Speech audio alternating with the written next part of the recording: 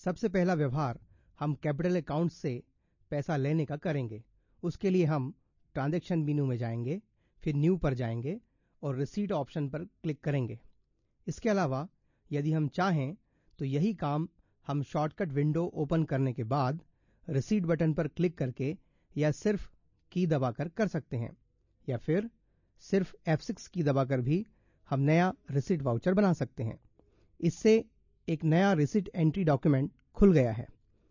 इसमें आप ऊपर न्यू टूल बार में लिखा हुआ देख सकते हैं। यहां हम तारीख डालेंगे। आज की तारीख पहले से ही आ जाती है। यदि हम चाहें तो कैलेंडर से भी तारीख चुन सकते हैं। इसके बाद जब हम टैब की दबाते हैं और अगली फील्ड में जाते हैं तो कैश या बैंक प्रकार का खाता जिसमें कि हम पैसा ले रहे हैं चुनने के लिए एक लिस्ट आ जाती है। हम यहां नगद ले रहे हैं, इसलिए हम कैश बुक चुनेंगे। बैंक कोड चुने हुए खातों के अनुसार अपने आप आ जाता है। हमारे द्वारा कंपनी ऑप्शंस में चुनी गई वाउचर नंबर स्क्रीन के आधार पर पीरियड भी अपने आप आ जाता है। यहां सिर्फ वर्ष आ रहा है। यदि हमने मंथली डॉक्यूमेंट नंबर लिया होता तो यहां मंथ भी आ जाता, और यदि हमने दैनिक डॉक्यूमेंट लिया होता तो दिन भी आ जाता। इसमें वाउचर नंबर अपने आप बनता है। अगर आप चाहें तो इसे बदल भी सकते हैं।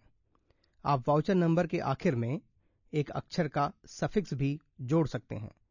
यदि किसी स्थिति में आपको एक ही नंबर के 2 या अधिक वाउचर बनाना हो तो आप सफिक्स में A, B, C डाल सकते हैं। Narration capital invested. अब हम टैब की दबाएंगे। अब हम कैपिटल अकाउंट चुनेंगे जिससे हमने पैसा लिया है। जब भी कभी हम ऐसी फील्ड में आते हैं जहां हमें खाता चुनना होता है तो यह अकाउंट सिलेक्शन विंडो अपने आप खुल जाती है। जब हम खाता चुन लेते हैं तो यह अपने आप बंद भी हो जाती है। इस सर्च विंडो में हम किसी भी खाते को उसके शुरुआती अक्षरों को लिखकर ढूंढ सकते हैं। हम कैपिटल अकाउंट के लिए कैपिटल टाइप करेंगे। जो भी आप टाइप करेंगे वो यहां दिखाई देगा और यहां कर्सर सबसे नजदीकी खाते पर चला जाएगा। इस सर्च यूटिलिटी को आप अनेक तरीकों से उपयोग में ले सकते हैं। इस हिस्से में आपको अवेलेबल खातों की लिस्ट दिखती है। यहां आपको चुने हुए खाते का प्रकार दिखाई देता है। खाते का बैलेंस यहां दिखाई देता है। खाता किन ग्रुप्स के अंतर्गत आता है वह यहां दिखाई देता है, जैसे कि कैपिटल अकाउंट शेयर कैपिटल के अंतर्गत है, जो कि शेयर होल्डर्स फंड के अंतर्गत है, और वो लायबिलिटी के अंतर्गत है। इस यूटिलिटी में खाता ढूंढना बहुत ही आसान व तेज है। यदि हजारों खाते भी बने हुए हैं तो आप अपनी पसंद का खाता तत्काल ढूंढ सकते हैं। अगर आपने खाते में एलियास डाला है तो इस लिस्ट में खाता 2 बार दिखाई देगा। एक बार खाते के नाम से शुरू होता हुआ और एक बार एलियास से शुरू होता हुआ। खाते के नाम के बाद एलियास कोष्ठक में दिखाई देता है और एलियास के बाद में खाते का नाम कोष्ठक में दिखाई देता है। इस स्थिति में इंडियन ट्रेडिंग कंपनी पर जाने के लिए आप इंडियन ट्रेडिंग कंपनी टाइप कर सकते हैं, या एलियास जो कि आईटीसी है उसे भी टाइप कर सकते हैं। दोनों एक ही खाते को इंगित करते हैं। इस सर्च में एक और अनोखी सुविधा है। अगर आपको खाते के शुरुआती अक्षर याद नहीं है लेकिन आप नाम का कुछ हिस्सा जानते हैं जो कि पूरे नाम में कहीं भी आता हो, जैसे आप जानते हैं कि कंपनी के नाम में कहीं इंडिया आता है, तो भी आप कंपनी का नाम ढूंढ सकते हैं। इसके लिए आपको पहले स्टार की दबानी होगी और उसके बाद इंडिया लिखना होगा। ऐसा करने पर इस लिस्ट में सिर्फ वही कंपनियां दिखाई देंगी जिनके नाम में कहीं भी इंडिया होगा।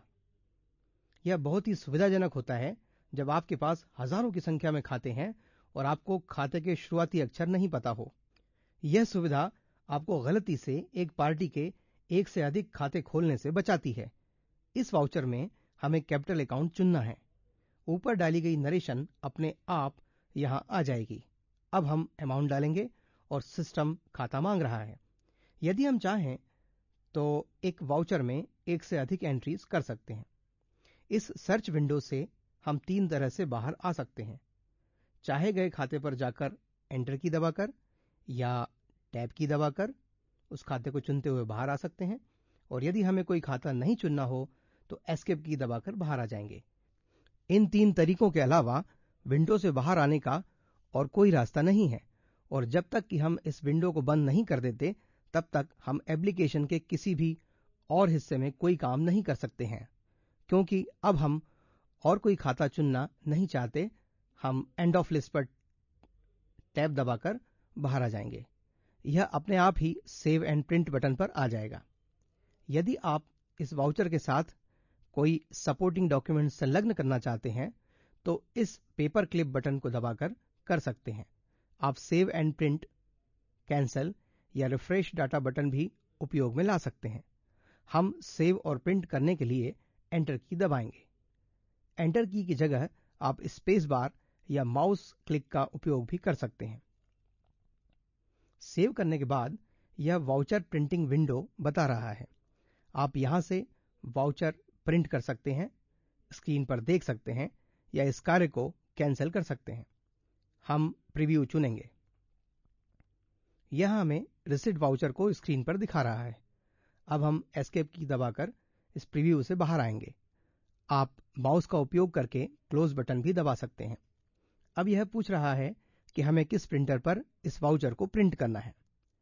हम यहां से इस मशीन पर इंस्टॉल्ड कोई भी प्रिंटर चुन सकते हैं।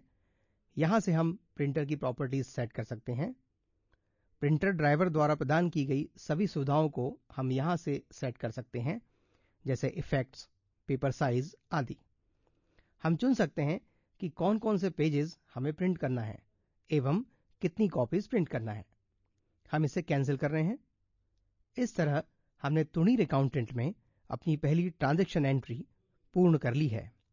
एक बार आप तुणीर अकाउंटेंट के बेसिक इंटरफेस के जानकार हो जाते हैं तो फिर आपके लिए तुणीर अकाउंटेंट में काम करना काफी आसान हो जाता है, क्योंकि पूरे सॉफ्टवेयर में तुणीर अकाउंटेंट समान रूप से कार्य करता है।